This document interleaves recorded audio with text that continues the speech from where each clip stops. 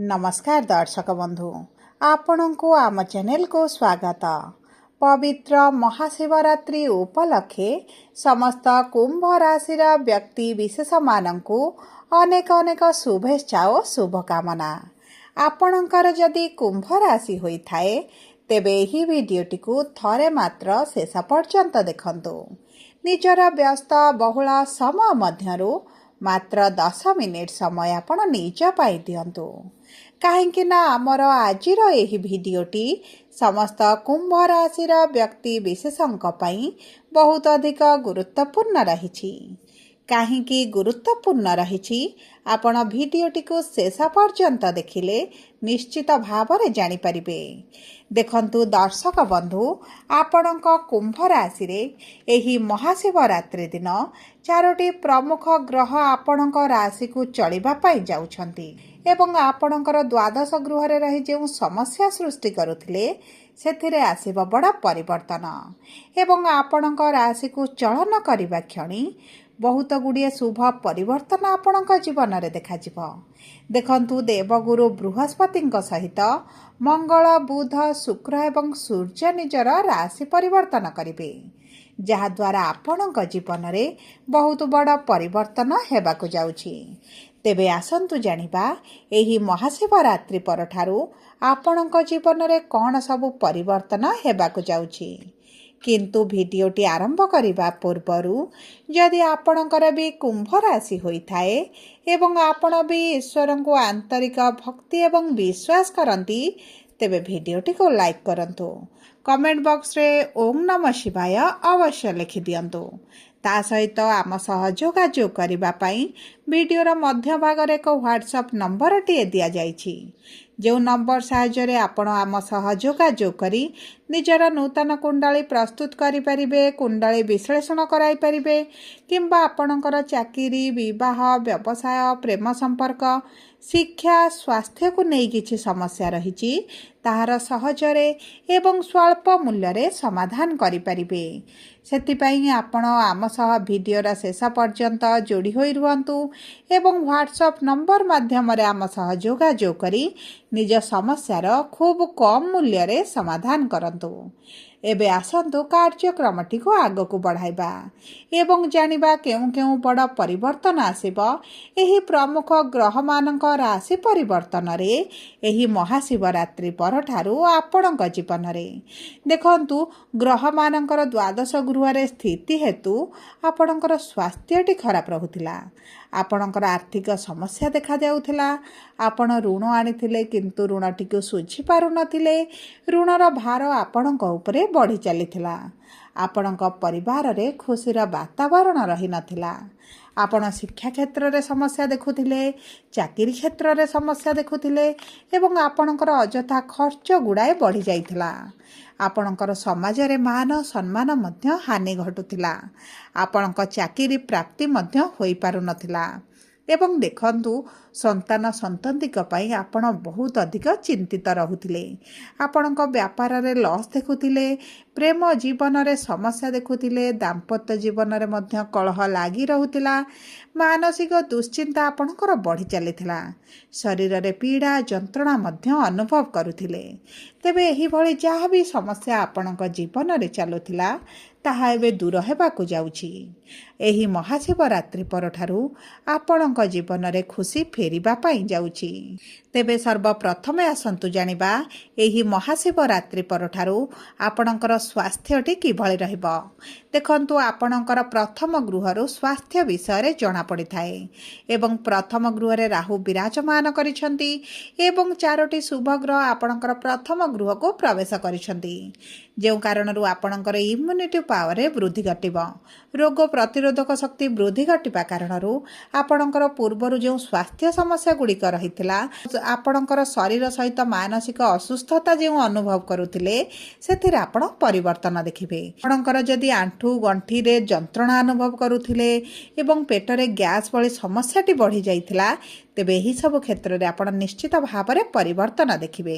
एबे आसंतु जानिबा किपरि रहिबो आपणक क्यारियर एवं देखंतु आपणकर जदि क्यारियर को नहीं बहुत अधिक चिंता बढ़ी जाइथिला ତେବେ ଚିନ୍ତା କରିବାର କୌଣସି ଆବଶ୍ୟକତା ନାହିଁ। ଦେଖନ୍ତୁ, ଏହି ମହାଶିବରାତ୍ରି ପରଠାରୁ ଆପଣଙ୍କ କ୍ୟାରିୟରରେ ବଡ଼ ପରିବର୍ତ୍ତନ ଆସିବ। ଆପଣଙ୍କୁ ନୂତନ ଚାକିରିର ସନ୍ଧାନରେ ଯଦି ରହିଛନ୍ତି, ଚାକିରି ପାଇଁ ଆପ୍ଲାଏ କରି ଆପଣ ବିଫଳତା ଦେଖୁଛନ୍ତି ଏବଂ ଆପଣଙ୍କ ସହିତ ଧୋକା ହେଉଛି, ଆପଣଙ୍କୁ କଥା ଦେଇ ମଧ୍ୟ ଲୋକ କଥା ରଖିପାରୁନାହାନ୍ତି, ତେବେ ଏହିସବୁ କ୍ଷେତ୍ରରେ ନିଶ୍ଚିତ ଭାବରେ ଶୁଭ ପରିବର୍ତ୍ତନ ଆସିବ। ଆପଣଙ୍କୁ ଚାକିରି ପ୍ରାପ୍ତ ହୋଇପାରେ କିମ୍ବା ପୂର୍ବରୁ ଯଦି ଚାକିରି କରିଛନ୍ତି, ତେବେ ଆପଣଙ୍କର ମାନ ସମ୍ମାନ ବୃଦ୍ଧି ସହିତ ଆପଣଙ୍କ ଚାକିରିକୁ ପ୍ରଶଂସିତ କରାଯିବ। ଏବଂ ଦେଖନ୍ତୁ, ଶନିଙ୍କର 7.5 ଯେହେତୁ ଆପଣଙ୍କ ଉପରେ ରହିଛି, ଅବଶ୍ୟ ଆପଣଙ୍କର ଧୀରେ ହେବ, ବିଳମ୍ବରେ ହେବ, କିନ୍ତୁ ନିଶ୍ଚିତ ଭାବରେ ଆପଣଙ୍କୁ ଶୁଭ ଫଳ ପ୍ରାପ୍ତି ହେବ। ତା ସହିତ ଯଦି ଆପଣଙ୍କ ବ୍ୟବସାୟରେ ଆପଣ ମାନ୍ଦା ପରିସ୍ଥିତି ଦେଖୁଛନ୍ତି, ବ୍ୟବସାୟ ବୁଡ଼ିଯିବା ଭଳି ପରିସ୍ଥିତିରେ ଆସି ପହଞ୍ଚିଲାଣି, ଆପଣଙ୍କୁ ଯେତିକି ଲାଭ ହେବା କଥା, ପରିବାର ଚଳାଇବା ପାଇଁ ଯେତିକି ଅର୍ଥର ଆବଶ୍ୟକତା ରହିଛି, ତାହା ମଧ୍ୟ ଆପଣଙ୍କ ବ୍ୟବସାୟରୁ ଆପଣ ପାଉନାହାନ୍ତି, ତେବେ ଏହିସବୁ କ୍ଷେତ୍ରରେ ନିଶ୍ଚିତ ଭାବରେ ଶୁଭ ପରିବର୍ତ୍ତନ ଦେଖିବେ। ତା ସହିତ ଆପଣଙ୍କର ଯଦି କିଛି କାର୍ଯ୍ୟଗୁଡ଼ିକ ଫସି ରହିଛି, ଅଧାରେ ଅଟକି ରହିଛି, ଆପଣଙ୍କ ବିରୁଦ୍ଧରେ, ଆପଣଙ୍କ କାର୍ଯ୍ୟ ବିରୁଦ୍ଧରେ କିଛି କୋର୍ଟ କଚେରୀ ପୋଲିସରେ କେସ୍ ଚାଲିଛି, ତେବେ ସେଥିରୁ ଆପଣ ନିଶ୍ଚିତ ଭାବରେ ମୁକୁଳି ଯିବେ। ଆପଣ ଯଦି ସରକାରୀ ଚାକିରି ପାଇଁ ପରୀକ୍ଷା ଦେଉଛନ୍ତି, ଇଣ୍ଟରଭ୍ୟୁ ଦେଉଛନ୍ତି, ଏଣ୍ଟ୍ରାନ୍ସ ଦେଉଛନ୍ତି, ଚାକିରି ହେବାର ପ୍ରବଳ ଯୋଗ ବନୁଛି, କାରଣ ଆପଣଙ୍କ ରାଶିକୁ ସୂର୍ଯ୍ୟଙ୍କର ଗୋଚର ହେଉଛି। ତା ସହିତ ଦେଖନ୍ତୁ, ପୂର୍ବରୁ ଯଦି ଆପଣ ସରକାରୀ ଚାକିରି କରିଛନ୍ତି, ତେବେ ଆପଣଙ୍କୁ କିଛି ନା କିଛି ତ ଶୁଭ ଖବର ପ୍ରାପ୍ତି ହେବ। ଏବେ ଆସନ୍ତୁ ଜାଣିବା କିପରି ରହିବ ଆପଣଙ୍କର ଆର୍ଥିକ ସ୍ଥିତିଟି। ଦେଖନ୍ତୁ, ଏହି ମହାଶିବରାତ୍ରି ପରଠାରୁ ଆପଣଙ୍କ ଆର୍ଥିକ କ୍ଷେତ୍ରରେ ଆପଣ ଶୁଭ ପରିବର୍ତ୍ତନ ଦେଖିବେ, କାରଣ ଆପଣଙ୍କ ରାଶିର ସ୍ୱାମୀ ଆପଣଙ୍କ ଧନର ଭାବରେ, ଅର୍ଥର ଭାବରେ ବିରାଜମାନ ହୋଇଛନ୍ତି। ତେଣୁକରି ଆପଣଙ୍କର ପୂର୍ବରୁ ଯେଉଁ ଖର୍ଚ୍ଚଟି ବଢ଼ିଯାଇଥିଲା, ଆପଣଙ୍କର ଆୟ ଅପେକ୍ଷା ବ୍ୟୟଟି ଅଧିକ ରହିଥିଲା, ତେବେ ଏହିସବୁ କ୍ଷେତ୍ରରେ ନିଶ୍ଚିତ ଭାବରେ ପରିବର୍ତ୍ତନ ଆସିବ। ଆପଣଙ୍କର ଅଧିକାଂଶ କରଜ ଋଣ ଶୁଝିବା ପାଇଁ ସକ୍ଷମ ହୋଇଯିବେ। ଯଦି କିଛି କାର୍ଯ୍ୟ କରିବାର ଅଛି ଏବଂ ଅର୍ଥର ଅଭାବ ଦେଖୁଛନ୍ତି, କୌଣସି ନା କୌଣସି ମାଧ୍ୟମରେ ଆପଣଙ୍କ ଧନ ପ୍ରାପ୍ତି ହେବ, ଆପଣଙ୍କର କାର୍ଯ୍ୟଟି ଅସମ୍ପୂର୍ଣ୍ଣ ରହିବ ନାହିଁ। ଏବଂ ଦେଖନ୍ତୁ, ଯଦି ଆପଣ ନୂତନ ବ୍ୟବସାୟ ପାଇଁ କିଛି ଲୋନ୍ ଆପ୍ଲାଏ କରିଛନ୍ତି, କିଛି କାର୍ଯ୍ୟ ପାଇଁ ଆପଣଙ୍କର ଲୋନ୍ଟି ପେଣ୍ଡିଂ ରହିଛି, ହୋଇପାରୁନାହିଁ, ତେବେ ଆପଣଙ୍କର ଲୋନ୍ ହୋଇଯିବାର ମଧ୍ୟ ସମ୍ଭାବନାଟି ବଢ଼ିଯାଉଛି। ଏବେ ଆସନ୍ତୁ ଜାଣିବା କିପରି ରହିବ ଆପଣଙ୍କର ଶିକ୍ଷା। ଦେଖନ୍ତୁ, ଶିକ୍ଷା ଆପଣଙ୍କର ପଞ୍ଚମ ଭାବରୁ ଜଣାପଡ଼େ ଏବଂ ପଞ୍ଚମ ଭାବରେ ଦେବଗୁରୁ ବୃହସ୍ପତି ବିରାଜମାନ ଥିବାରୁ ଆପଣଙ୍କ ଶିକ୍ଷା କ୍ଷେତ୍ରରେ ଶୁଭ ପରିବର୍ତ୍ତନ ଆସିବ। ଏହି ସମୟ ମଧ୍ୟରେ ବିଶେଷ ଭାବରେ ଏହି ମହାଶିବରାତ୍ରି ପରେ ଯଦି ଆପଣଙ୍କର କିଛି ପରୀକ୍ଷା ରହିଛି, ଇଣ୍ଟରଭ୍ୟୁ ରହିଛି, ଏଣ୍ଟ୍ରାନ୍ସ ରହିଛି, ତେବେ ଆପଣଙ୍କୁ ନିଶ୍ଚିତ ଭାବରେ ସଫଳତା ପ୍ରାପ୍ତି ହେବ। ଚାକିରି ହେବାର ବହୁତ ଅଧିକ ସମ୍ଭାବନା ମଧ୍ୟ ଆପଣଙ୍କର ରହିଛି। ଆପଣ ଯଦି କ୍ଲାସ୍ ପ୍ରମୋସନ୍ ପାଇଁ ପରୀକ୍ଷା ଦେଉଛନ୍ତି, ତେବେ ମଧ୍ୟ ଭାଗ୍ୟ ଆପଣଙ୍କ ସାଥ ଦେଉଛି। ଆପଣଙ୍କ ପ୍ରେମ ସମ୍ପର୍କକୁ ଯଦି ଦେଖିବା, ତେବେ ତାହା ମଧ୍ୟ ଆପଣଙ୍କ ପଞ୍ଚମ ଭାବରୁ ଜଣାପଡ଼େ। ଆପଣଙ୍କ ପ୍ରେମ ସମ୍ପର୍କରେ ପୂର୍ବରୁ ଯଦି କିଛି ମନମାଳିନ ମତଭେଦ ଚାଲିଛି, ତାହା ଦୂର ହୋଇଯିବ।